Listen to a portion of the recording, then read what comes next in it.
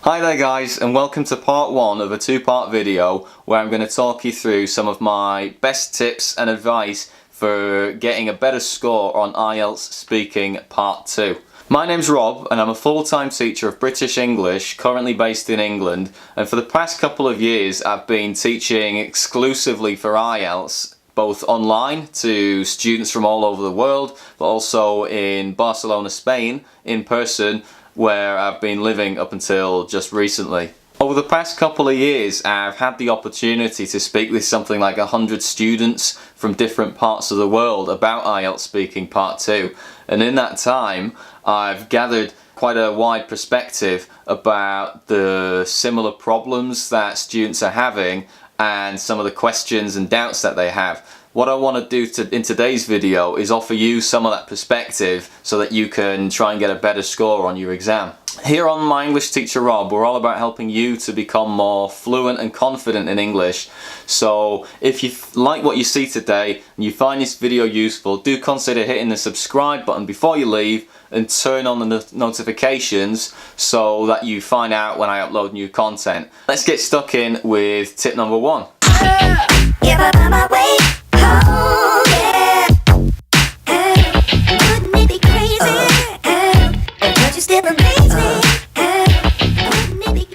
Point number 1 is to introduce the topic before you launch into your explanation of the points. Keep it simple, don't overcomplicate it, and just tell them what you're going to talk about. This just makes your answer sound much more natural and it sets you off on the right foot.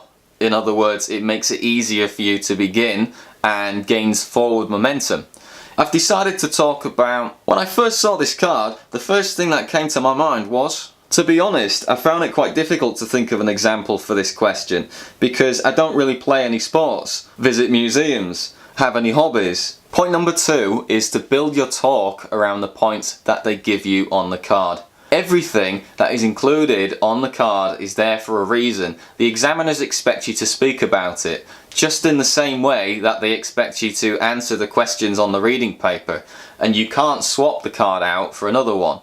A good answer will include all of the points on the card. I mention this because I've seen a lot of students simply read the first line and then completely ignore the points and speak about whatever they feel like. This will cause your mark to go down. This kind of ties in with point number 3.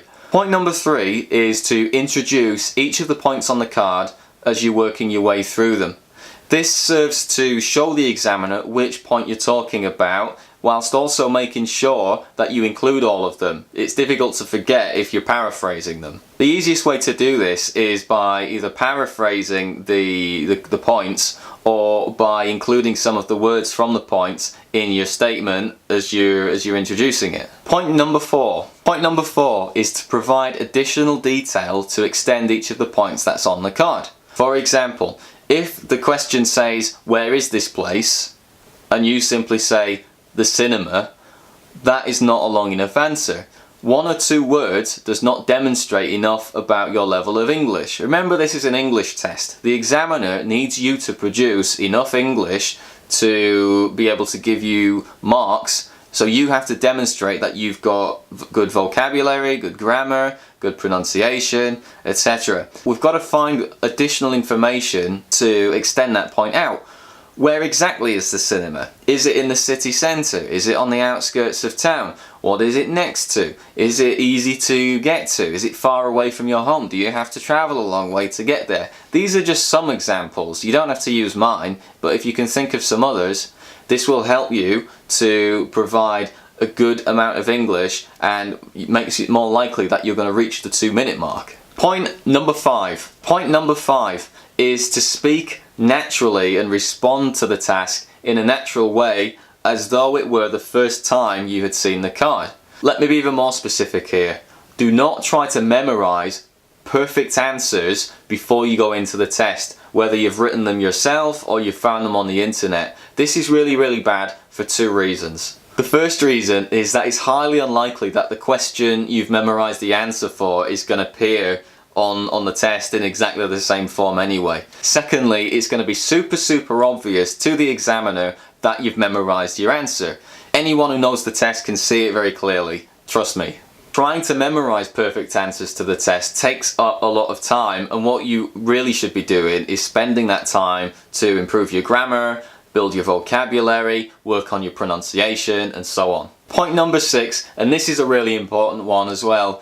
Make sure that you're only using official Cambridge materials during your practice for the test. I've had so many students come to me with links to third-party websites or unofficial websites, or they send me textbooks that has been produced by some Chinese academy, and I've seen some shockingly bad materials. I'm sorry, but it's true. Some of these materials have got terrible grammar, they've got spelling mistakes, they're full of vocabulary errors, wrong words, basically all the kind of stuff that you don't want to be exposed to when you're preparing for an English test. Not to mention that some of these materials contain question types that are not even on the real test, or they're in the wrong format. The Cambridge materials are produced by the people that design the exam, and they run them with test groups to check that it's a fair test for everybody. We have a saying in English which is buy cheap, buy twice. And basically it means that if you go for the cheap option to begin with, it's highly likely that later on you will end up regretting your decision, and you will have wasted your time and money, and you will wish that you had spent maybe a bit more money in the first place to get the proper materials you needed. Think about exactly how much time and energy you're going to put into preparing for this exam. Do you really want to risk your exam and your future on materials you found for free on the internet? Seriously, buy the official Cambridge Guide to IELTS and you cannot go wrong. In fact, I'm going to put the link in the description below this video.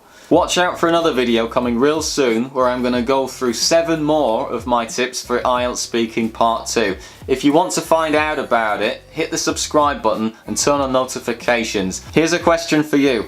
Do you have any tips of your own that have helped you to improve your speaking in English? Put your answer in the comments below the video. My name's Rob, and here on My English Teacher Rob, we're all about helping you to become more fluent and confident in English so that you can go out into the world and conquer. Thanks for watching, and I'll see you next time. Bye for now.